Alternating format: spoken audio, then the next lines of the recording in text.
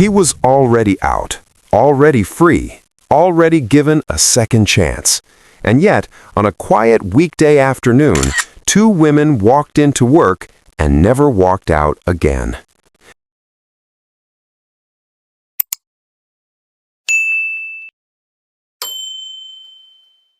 This is the story of Stacey Ian Humphreys, a man who was trusted enough to be back on the streets and who would later leave behind one of Georgia's most disturbing double murders.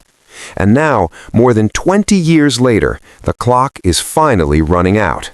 But to understand how this happened, you have to start before the gunshots, before the office doors closed, and before anyone realized something was very, very wrong. Stacey Ian Humphreys wasn't supposed to be here. Born in 1973, Humphreys had already crossed paths with the justice system years earlier. In the early 1990s, he was convicted of felony theft. Nothing that made headlines, nothing that screamed future violence. Still, it landed him behind bars.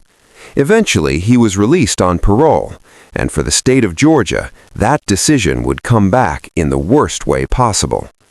By late 2003, Humphreys had been free for just over a year, 13 months, long enough to rebuild, long enough to stay out of trouble, long enough to prove he deserved that second chance, but instead, something else was quietly building beneath the surface.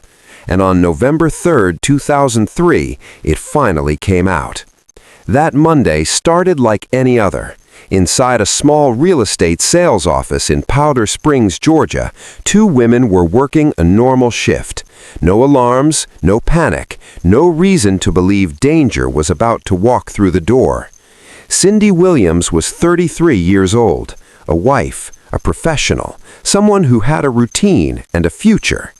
Lori Brown was just 21, young, new to adulthood, still figuring out who she wanted to be. They had no idea that within minutes, both of their lives would be stolen by someone who had no intention of walking out peacefully. Just after noon, Humphreys entered the office.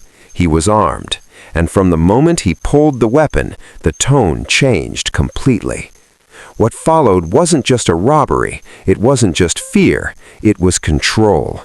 He demanded access codes to their bank cards. He forced compliance. He stripped them of privacy, dignity, and safety long before he stripped them of their lives. This wasn't chaotic. It wasn't impulsive. It was calculated.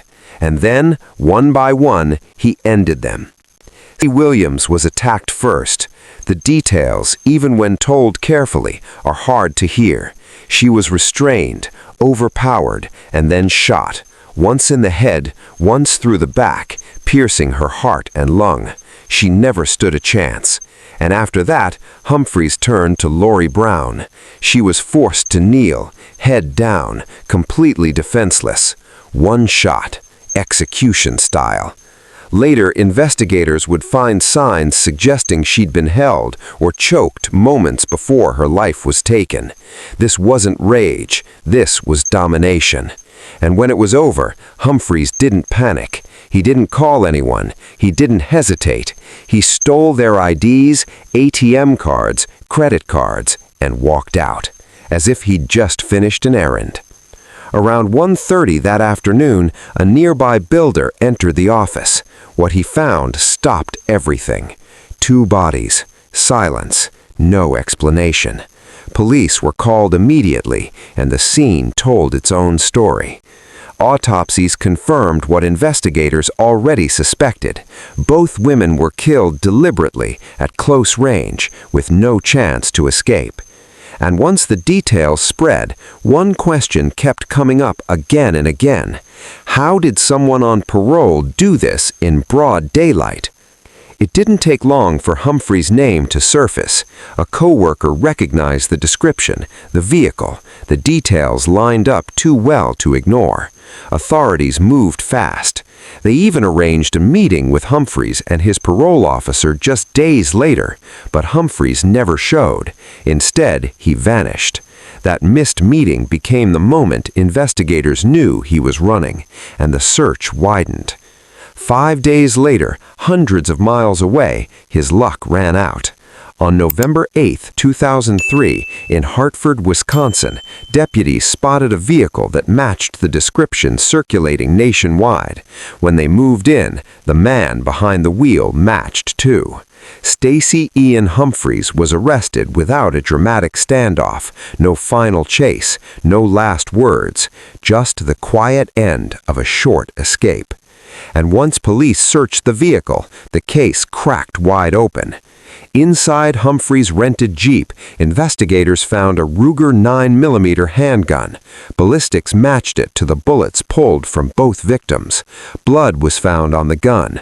Blood was found inside the vehicle. Forensic testing left no room for doubt.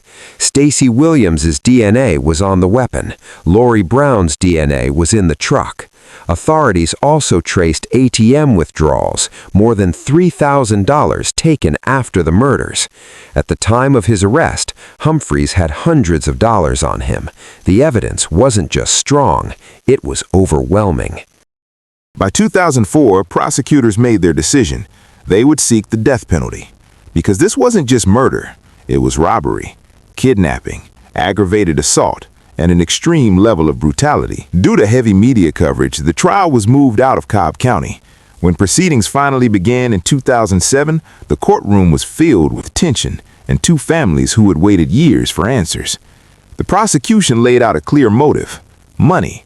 Humphreys needed cash, car payments, financial pressure, and instead of asking for help, he chose violence. The defense didn't deny the killings. Instead, they tried something else. They claimed Humphreys couldn't remember what he'd done. Memory lapses, mental health struggles, Asperger's syndrome. They asked the jury not for acquittal, but for mercy. The jury didn't buy it. On September 26, 2007, Humphreys was found guilty on all major charges. Then came the sentencing phase. Under Georgia law, the decision had to be unanimous: life without parole or death. One vote could change everything. The courtroom heard from friends, family members, loved ones whose lives were permanently altered. Cindy Williams' husband described living in a state of constant grief, unable to function the way he once had. Lori Brown's family spoke about the future she never got to live, and Humphrey sat there, silent, expressionless, not a word. On September 30th, 2007, the jury returned, unanimous: death. The district attorney later said Humphreys had taken away all their humanity. Families cried quietly, some hugged, some just stared ahead. Justice, in the legal sense, had been delivered, but the pain didn't disappear. It never does. Years passed. Humphreys remained on death row at the Georgia Diagnostic and Classification State Prison. Appeals followed, as they always do. In 2010, the Georgia Supreme Court rejected his claims. In 2024, the 11th Circuit Court of Appeals said no. In October 2025, the U.S. Supreme Court denied his final appeal. There was nothing left. On December 3, 2025, a judge signed the death warrant. Execution scheduled for December 17th. Humphreys became the first person said to be executed in Georgia that year, part of the state's return to executions after a long pause. One last attempt to delay the sentence failed just days later, and now the end is no longer theoretical. It's dated. Two women went to work one morning and never came home. A man given a second chance chose to throw it away, along with 2 lives, and after more than 20 years of waiting, the state is preparing to close the case. But the question lingers: was this a failure of one man, or a system that let him walk free in the first place? That answer depends on who you ask, and maybe that's the most unsettling part of all.